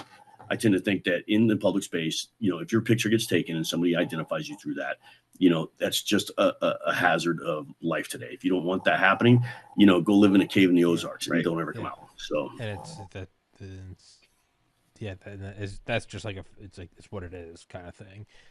That's wild. Yeah, detecting this shit. That's got to be like an eerie security game. It is. And you see, you're like, why is that phone here? Why is that fucking phone here? Yeah, I mean. Well, here's one for you, right? You're an ultra wealthy person. You have a massive house. You have people coming in all the time, caterers and cleaning people and maintenance folks and all this stuff. And they're all vetted and they're all approved. They're all good, right? And you've got a baseline for all the electronic devices that are in your home, even when they're coming and going, right? Now, all of a sudden, there's a device that shows up that's not supposed to be there. Who brought it in? Who was at the house at that time? Now it's time to interview them, see what it was, right? Yeah. But then what if it's a device that's a drop-up device that doesn't broadcast? Now the system doesn't pick it up. So let's say it's a device like a drop device that you have to go back and collect. So let's say it's a small spy camera, but it doesn't broadcast. It just records on a micro SD chip, right? Oh. Or it's a listing device that doesn't broadcast again. It stores data locally. Or in a case of like a screen grab, which you can buy for a couple $100 off a website, I think called Dangerous Things or one of these hacker warehouse sites, right? It can broadcast Wi-Fi, Bluetooth, or store on an SD card. If you disable the Wi-Fi and Bluetooth functions and just store it on the SD card and you attach that into somebody's monitor, in say a conference room, right? It's going to grab everything going to that monitor. So whether it's video or stills, right, it'll collect that. And then you go back and collect it. How do you detect that piece? So, the Wi-Fi stuff, anything blasting over the airwaves is emitting a signal. You can identify it. You can digitally fingerprint it. You can catalog it and you can geolocate it. But those other devices that are drop and pick up, those are the ones that are the toughest ones to find. And that requires higher and higher levels of security. I mean, I suppose you could have like a device like wrapped in like a Faraday thing that somehow lets it in, but not. It's got to be weird if you got all those caterers and like they all have all their phones and shit, but they're regulars. And then what happens? Is this person now a willing accomplice to someone? Are they an unwitting accomplice? Like they have no idea that somebody threw a phone in their catering van or something. That's got to be like an eerie thing where you like ping something. Like it'd be like if you're just looking at all these like sets of AirPods or something, like headphones. You're like, yeah, that one over there though has 400 terabytes of memory on it. What the is that? Like that alone is like, that's not commercial. That's military. Then you start wondering, well, why the is that here? Who is like? That's not an accident. That's not someone like who just ran into the wrong place. That's a very obvious, like, I don't know how you do that with it, which I guess suppose. Even GPS things, right? So I've got 2 GPS devices that work on mobile cell networks, right? You buy basically a SIM card for them. You load minutes on it. You throw it in there. You activate it. It's about this big. You drop it in something and it goes, and then you can ping it and track where it's traveling, right? I can also send it a text code and it'll call back through the SIM card and turns into an open mic. Now I can hear the discussions going on What around the there, fuck? right? So, I mean, those things you can buy them now on freaking Amazon. A lot of the technology stuff, the physical stuff I'm talking about, you can buy online. I think last year I spent probably close to $2,000 on electronic devices for myself to research and practice with, to be used in pen testing, because the stuff's readily available off the shelf. We're not building anything specialized. Now, if we did, our capabilities would significantly increase, right? But we're trying to keep it as realistic to a potential actor keep as it simple. we can. Yeah, you want to know What's readily available to people that they could use, right? Yeah. But I mean, it's those types of things. I have a tile. It's about an inch and a half by an inch and a half square and about a quarter inch thick. It holds 16 gigabytes of sound and it's voice activated. And when you charge it, it'll sit dormant for 30 days on one charge. So you can just put a little piece of sticky tape on it and throw it up underneath the desk somewhere, or put it in a plant or somewhere, whatever. And you come back later and pick it up. Who knows how much dirt you got on somebody at that point. So all those things are a risk, and they all fall into that whole, spycraft piece, that we see in espionage novels and movies and everything else. But they're absolutely applicable to things like corporate espionage, blackmailing, all that kind of stuff. I mean, it's so prevalent these days. Which my first thoughts are just like, that's like a thing now. It's almost like mutual assured destruction. Well, it's like, well, if that's available to me, it's available to everyone. It does just kind of seem like the general escalation of cat and mouse. It's just like, you can buy a gun. It's like, well, someone else can buy a gun too, and they can come kill you. So there is, in one point, it's like, yeah, that's just like the meta of human civilization. It just goes tit for tat forever. So it's like, kind of don't freak out about it. It's just what it is. Another thing though is thinking about I won't say who, but some guys that did. Everyone who's listening knows who they are, but whatever.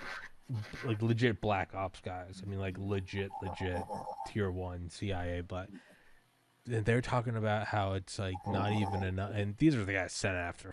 I mean, these guys are like hunting down Osama.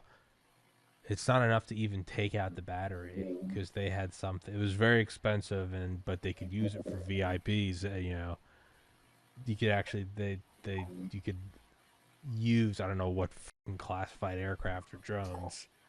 They could actually, even if you took a battery, it's not like, hey, turn your phone off, well, they can turn it back on. Hey, take the battery out. They said that you could energize. And again, this is CIA, so this is big budget, big dick shit. Like, I get that it's not going along for, against you and me, but they could use some like really crude first generation airborne thing to actually like charge at a distance devices just to get them on. That's how RFID stuff works, right? Like, all right, I got an RFID badge here, right?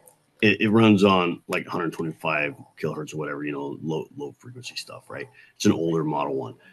It has a chip in here. It's got an antenna. It has no battery at all. Yeah. But when I present it to a card reader, the card reader energizes it and says, "Hey, what are you?" And then it responds. Yeah. Right. So NFC, near field communications, RFID, all works the same way. If you haven't had a chance to talk to him yet, you're going to want to bring this up when you talk to Dr. Sean Carr. He and I have been talking recently about utilizing RFID technology to track people or things, from great distances, aircraft or whatever, using, high powered like phased array radar or whatever, to activate, say, an RFID chip that is not operating inside, say, FCC laws, right? So the FCC regulates like what frequencies can be used for whatever. So I was talking with him about this not too long ago. As I was kind of exploring some new technologies and stuff like that. And he goes, yeah, but think about this. He goes, what about smart dust? Yeah. I'm like, tell me about smart dust, right? He's like, nanotechnology stuff. Now he is, when I say he's the guy you want to talk to, that's the kind of stuff you want to talk to him about, because he's all into that, right? So he's like, look, you put it on somebody's car handle, that you're tracking, right? But and he's going to have a meeting with people. You know, he's going to have a meeting because you've been doing surveillance, but you don't know who all these people are because they come in different ways or whatever. They leave different ways. So he's like, look, you know, he put on his car handle so it's on his hand. He goes and shakes hands with all those people. They all leave the meeting, and now you can follow them throughout the city, you know, from an aircraft because of trace, you know, smart dust, nanotechnology shit on them. And I was like, okay, all right, you're just blowing my mind. So let me take a look at this. I found a video. The scientists had created this nanobot that looked like a tiny spring, right? Little spring. And they actually were able to get it to coil around the tail of a sperm cell and navigate a sperm cell to an egg. Now, the first thing I'm thinking of, why the hell would we want to do that? Because if that thing can't swim there by itself, we don't want its genetics in the gene pool. But then I got to thinking, how the hell do you make something so small, right, that you can control with radio waves or whatever, that's that freaking small and do it that precisely? So that's when I started thinking, maybe he's not crazy about the smart dust thing. Maybe he's on something. And yeah, he is. So you're gonna want to definitely talk to him about that kind of stuff. Yeah, no, I remember that I was in high school, so sometime between 2005 and 2009. I remember reading a Popular Mechanics article about like smart. And now, obviously, that's at like the CIA level. So what they have isn't commercial. It's, you know, they can burn $1 billion on an operation. But yeah, using that to track people as they would disperse throughout, say, Afghanistan, and then hellfire them at, you know, same time, even though they're in 10 different cities, all within like, you know, 5 seconds of one another. Yeah, man, then you start to, that gets to an uneasy, like, that's some real dystopian shit, right? Oh yeah, they can put a spring around a spermatozoa or something. It's like, can they shut down your white blood cells? Maybe this guy's been publishing. Maybe Julian Assange has had some real. It'd be a shame if he got stage 4 cancer. And then you go from like sounding like a schizo to like, no, that, you know, hopefully you would say, but there's mutual assured destruction. Other countries have it too, so that's why it's not running amok. It's the same way that we've had thermonuclear weapons since the 50s, atomic weapons since the 40s, and they've only been ever used in war twice. You know, so I would say that's precedent for optimism of like, just because it exists doesn't mean it's used. There's mutual assured destruction. But that's against near peer competitors. It's an entirely different dynamic when you go from near peer competitors to top down competitors to global unified tyranny. I don't know where you go from there.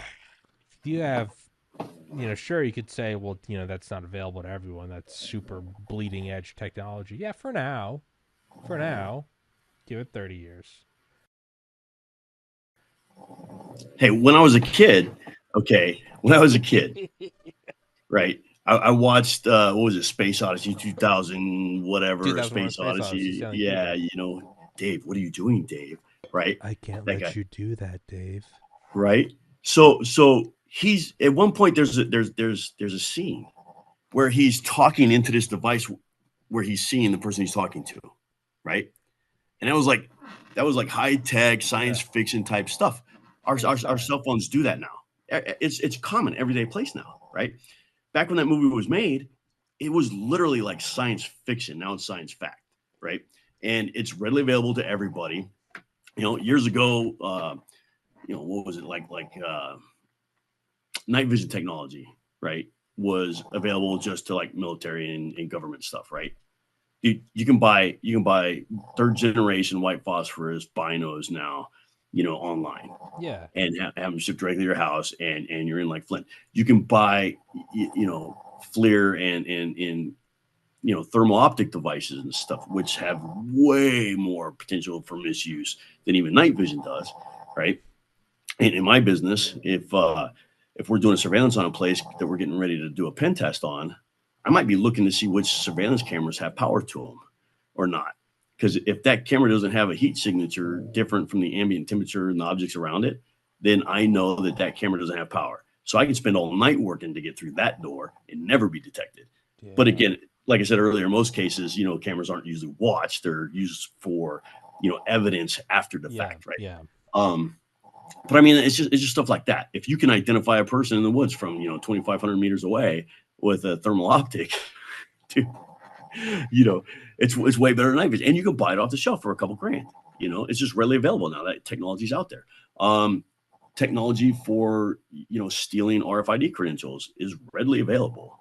You know, it just takes buying a couple components to slap together with a battery pack, man, and you're up and running. You know, you can rip RFID credentials from 3-4 feet away from some people. You know what I mean? So, I mean, all these different technologies that used to be like really close hold stuff, limited, super expensive, is like you said, it's just so cheap and everybody can get it nowadays. How soon will it be till things like nanotechnology is just common everyday stuff?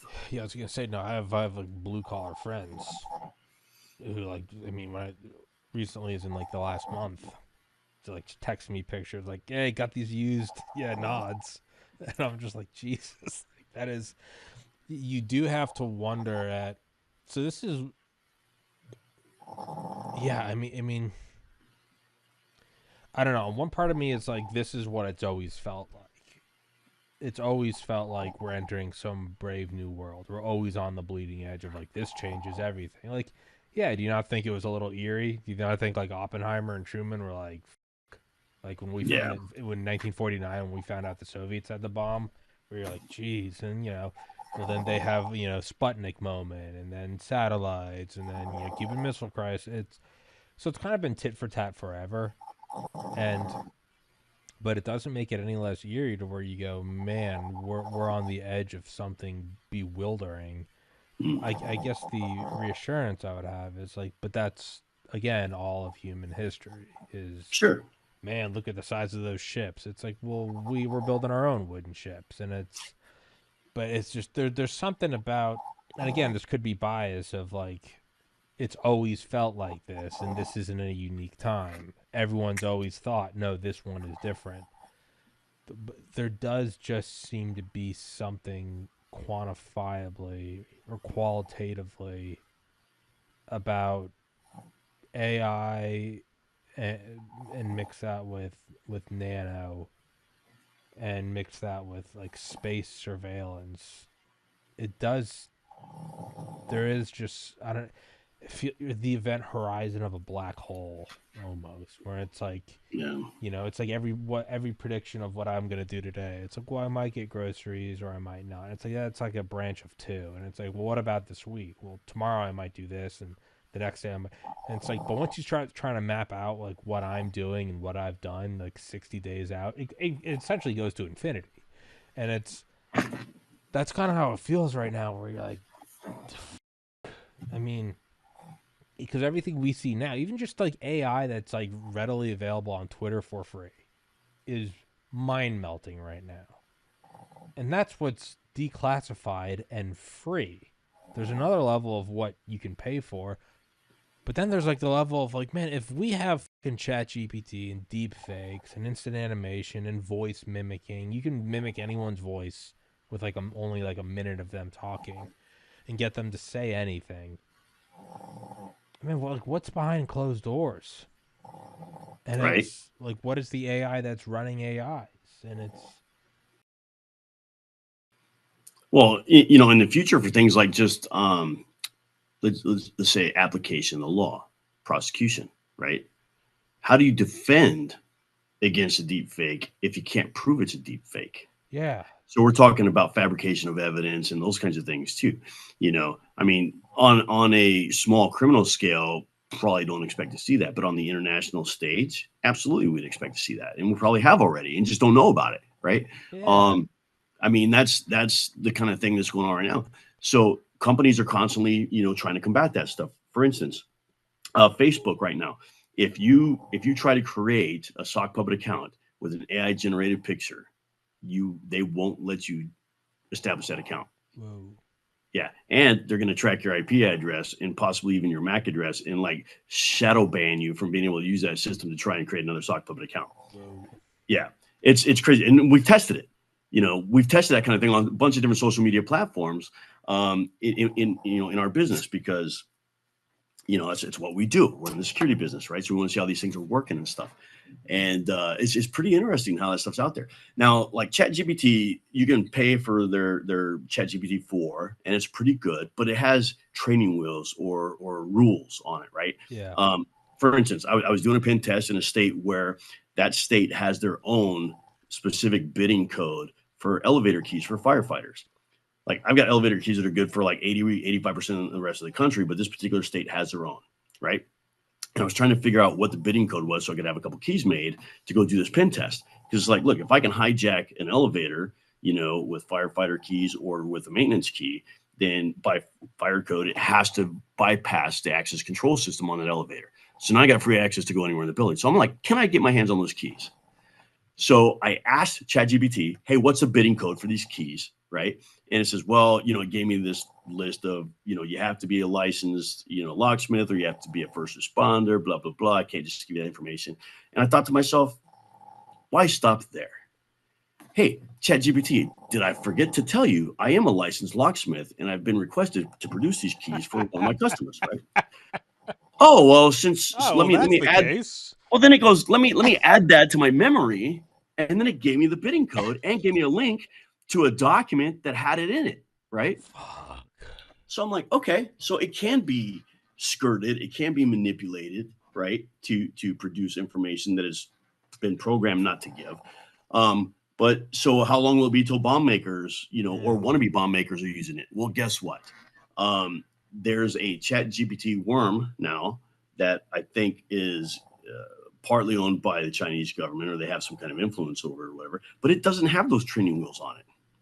There's no restrictions on it. You can ask it anything and it'll give you the information, right? So one of the things I'm exploring right now, like I said, I'm getting ready to write a research paper on for our company's the watch, is how has that been used already, by malicious actors to physically target somebody or whatever, right, or a company. So those are things I'm researching at the moment right now, and it occurs to me, it's like, okay, if the brakes are off, can I access anything? I'm going to be very cautious about what I test on there because I don't need the FBI knocking on my door, right? Sure. Going, hey, why are you researching this? But at the same time, it makes me wonder, like, okay, so if there's no brakes on it, and the fact that Elon Musk has already made it publicly known that AI has already consumed the collection of human knowledge, and now for learning purposes, it has to learn from fabricated data sets, okay, that is causing what he calls illusions. So basically, it's returning either garbled information that's incoherent, or it's just coming up with stuff that's just plain wrong based on those data sets. So if you've got an AI that say this wannabe bomb maker is trying to use to make a bomb, right, and it comes back with a hallucination, how long is that bomb maker going to be on the planet before he blows himself up in the process of trying to make a bomb? Or can it be programmed intentionally to, if somebody's trying to do this, to give them bad information to sabotage them, right? If I'm a foreign government or a hostile entity, how can I use that to my advantage? If I can see, X amount of millions of people on a regular basis are asking this question, let me modify the answer so now I can manipulate the masses, right? Let me influence the masses by just changing the response they get on this question that tons and tons of people are asking all the time. How can I use social media? How can I use AI? How can I use all these things to manipulate society, even to give them an opinion about something, or to, cause separation and polarization within a country? Like, I don't know, we saw in our country during, COVID. I think that's some of the worst polarization time frame that we've ever seen politically in our country, right? How much of that was foreign influence through social media? How much of it was internal influence through media and social media? That kind of stuff. So, AI has a huge role to play. I think it's already doing it. We're just not fully aware of the hazards or benefits of it yet. It's definitely going to have both, and it already does. You know what I mean? I know AI is already coming into an issue with like image generation, because they're saying now some of the images that it's drawing on are actually AI images, so it's turning into this fractal of just AI slop bullshit. And that's more of like a benign vanilla example, but extrapolate that and apply that to other theorems and see it's a real issue. Yeah, there's a meme, and so I've never actually used any like AI to like ask questions to. There's something deep inside of me that's like just resistant to it. I don't know if it's like I don't know if it's some like Christian Luddite thing or if it but part of me is just like if I start using that, then I'm gonna very quickly throw out all critical thinking.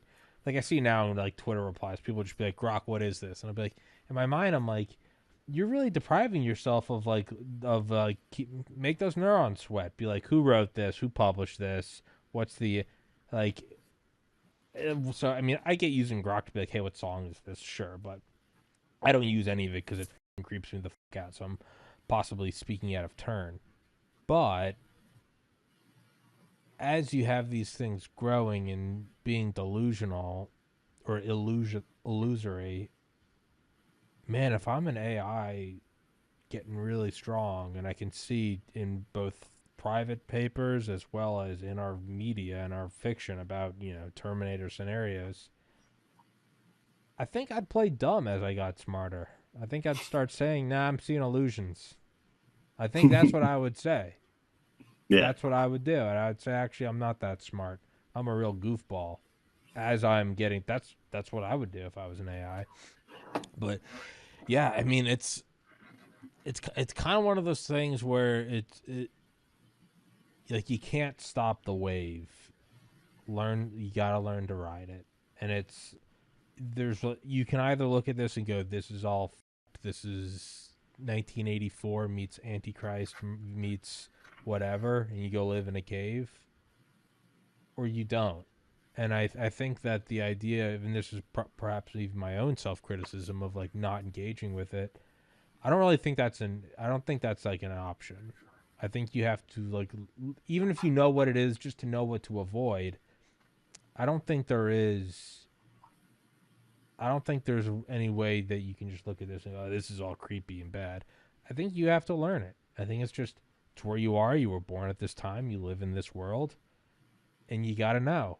And it's just kind of what it is. Like, you got to know what the internet is. Your kids are going to use Facebook. Like, I don't think there's any put your fingers in blah, blah, blah, but that I don't think that's like a viable response. Yeah. And no, you can't ignore it.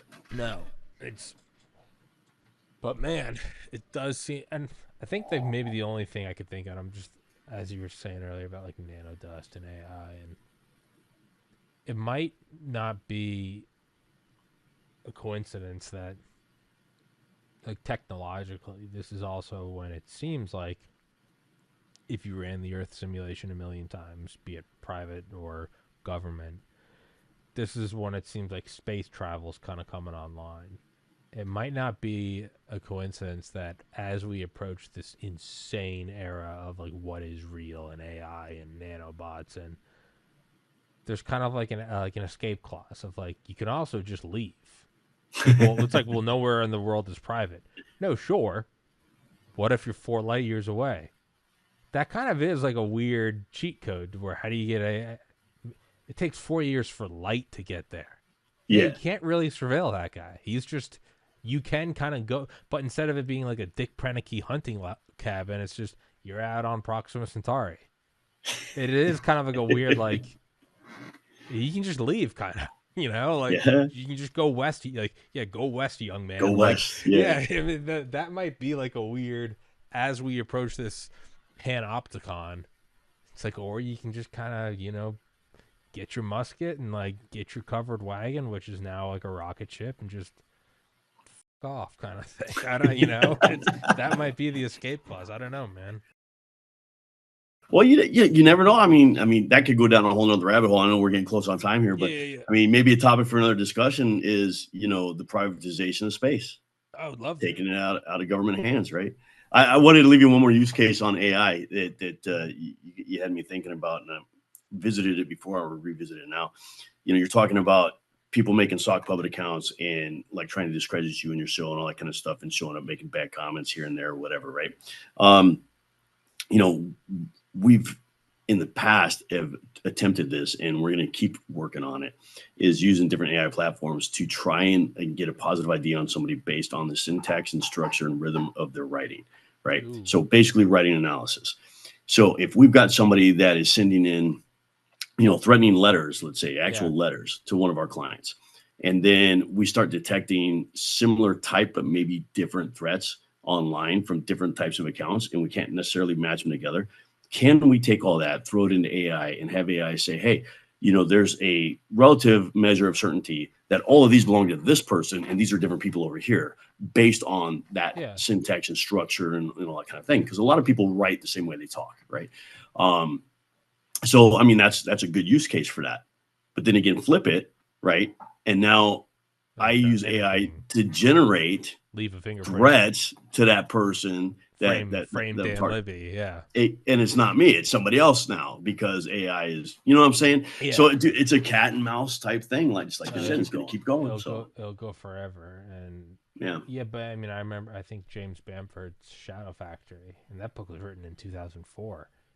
And but it's like syntax almost, like passwords almost, where it's like even if you have the password and the fingerprint and the retina scan, once you get on this, let's say DoD laptop, and you start typing, that might not be Tommy. I don't know how somebody got Tommy's fingerprint and his retina scan and his password, but I know for a fact that's not how Tommy writes emails. exactly. And then it locks you out. So what else? So yeah, it could also be a form of like security, not necessarily just IDing people, but it'd be a way to plug up security holes. Yep. Like, I know this guy's using this to mimic this person's voice. They're calling this person. They're saying this. It's almost like the Terminator, though. It's like, your foster parents are dead, right? It's like, that's not them, man. It's not them, right? Right. It's like, yeah. Right. Yeah. Right. But yeah. So we're getting there, bro. I mean, it's moving in that direction, man. So just keep watching. I'm excited for this ride that we're seeing here. This wave, as you call it, we're riding it. So, but to ride it, we're here. We're here. Yeah. And it's admittedly creepy and scary, but it's like, hey, man, whatever. It's just what it is. You got to ride it. But we do got to wrap it up. Yep. Spotify will be up today. Rumble should be up tomorrow. I'll text it to you. Let's definitely text me after this so I don't forget. I'll schedule another one. Yeah, for sure. And let me know when you talk to Dr. Carr too. I'm interested to see how that conversation goes. I think he's this week. You're gonna like that. He's a really fascinating guy. Like I said, he worked for me over in Iraq as an interrogator. We had him embedded with soft units and stuff like that. And I've known the guy for years. And man, when he left the military, he just, even into the end of his military career, he was off doing amazing things. And now he's just off the charts. I mean, he's a guy I look up to and respect very deeply. And I think you're going to find him fascinating, because I'll tell you what, Tommy, if I had about a quarter of the information in my brain that he's got, I'd need a neck brace to hold my head up because my brain would be too heavy. Okay. You know what I'm saying? I'm like, what the f is going on in your head? As like as a compliment, not an. I'm like, yeah. It's the way I describe it is like a sports car ever comes up next to you at a stoplight, even when it's idling. You're like, that thing is a dragon. There are a couple people I've talked to on the podcast where I'm like, I can like hear the pistons in your head. It's terrifying. Yeah, we got to wrap this shit up.